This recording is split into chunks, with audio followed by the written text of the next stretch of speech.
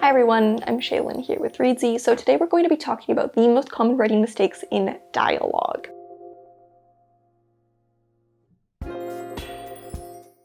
Dialogue can be a really tricky aspect of writing to nail. I think there's some writers who are just really gifted at dialogue. It comes really easily to them.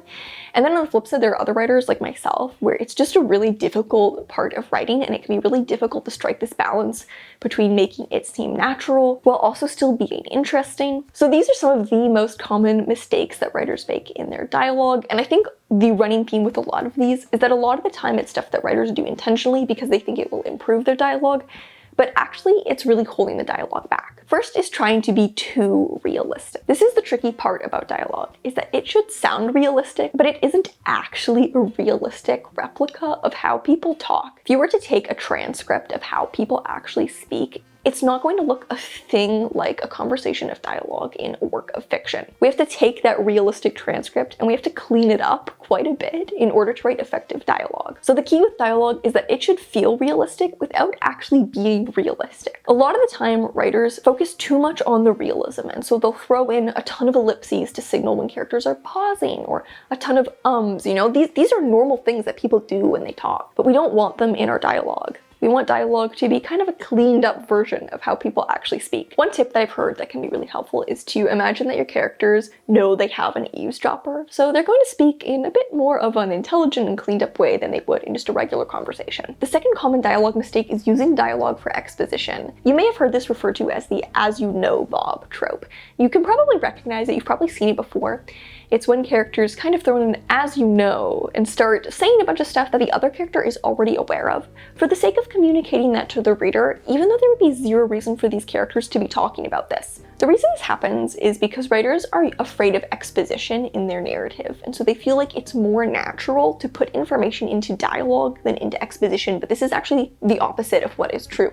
It's way more natural to share information through narrative than it is through dialogue. The purpose of dialogue isn't to share information, it's to develop relationships between the characters and explore those tensions and conflicts. So don't put the burden of sharing information onto the dialogue. Instead, let it be a way to explore the characters and their relationships. The next common dialogue mistake is a fear of making it interesting. This happens when writers feel like it would be unnatural for their characters to say interesting things. And so the dialogue ends up being really, really bland, and it kind of just feels like very dull, withdrawn small talk. Now, some people might talk like this, but everyone won't, and it's okay for your characters to say interesting, funny, or insightful things. For a while there, I think there was kind of this overblown fear of characters saying interesting things in relation to a lot of YA novels. I noticed a lot of people would say this about John Green's novels, that the characters didn't sound realistic because their dialogue was very insightful and funny. And so I noticed that a lot of writers would use that as an example of how your characters shouldn't speak, and instead your characters should kind of speak in a very natural way. And so I noticed that as a result, a lot of writers would be way too pared back with their dialogue and afraid for their characters to say interesting things. And I find this really interesting because I feel like I have interesting conversations with people every day, and people say interesting things around me all the time. I find it very interesting when we then say that that's not realistic to include in dialogue. You want your characters to be interesting people on the page. So I wouldn't resign yourself to this idea that their dialogue can't be interesting. Presumably you've created interesting characters who are interesting people, and so let their dialogue be interesting as well. Don't be afraid of letting them say interesting or insightful things out of this fear that it's unrealistic. People say interesting things all the time, and it's okay to depict that, especially if you have faith in these characters you've created and that they're interesting, insightful people. The next common mistake is that the characters feel like caricatures. Sometimes in an effort to create distinct voices for each character, some of our characters, especially the side characters, can start to feel like caricatures, where they really only have one or two distinct traits that are so overblown that they don't really feel like people anymore. If one character is kind of pigeonholed as the comic relief and everything they say is just a kind of zingy one-liner and they have nothing else to their personality. If we only give characters one quality and we lean so hard into that quality in their dialogue, they won't feel like real people. They won't feel multidimensional. Yes, you want to build a distinct voice for every character, but that shouldn't be done by just giving them one extreme trait and nothing else. The next really common dialogue mistake is every character sounding the same, Or a similar thing that can happen is that every character, or some characters in particular, sound exactly like the narrative voice. Now, if you're writing in first person, your first person narrator probably will sound like the narrative voice, but it can be strange when you're writing in first person and it's a side character that sounds like the narrative voice, but the main character doesn't. However, I think the most common problem here is just a lack of distinct voices across the different characters. This is kind of the opposite of the previous problem. Instead of the characters just being given one overblown trait to create their voices, they aren't given distinct voices at all. Now, this can be really difficult. I think this is one of the hardest aspects of dialogue to learn, is how do you convey different characters and give them distinct voices on the page. I think it can help if you're struggling with this to kind of separate the character's dialogue and just like put all their lines of dialogue together. So you have all of one character's dialogue, all of another character's dialogue, and then you can really see all their dialogue together, and it can be really easy to see if they all read the same. You might also notice patterns that you have as a writer. I know for me, I tend to write every line of dialogue as a rhetorical question. I don't know why, but everything is a rhetorical question. And so it becomes really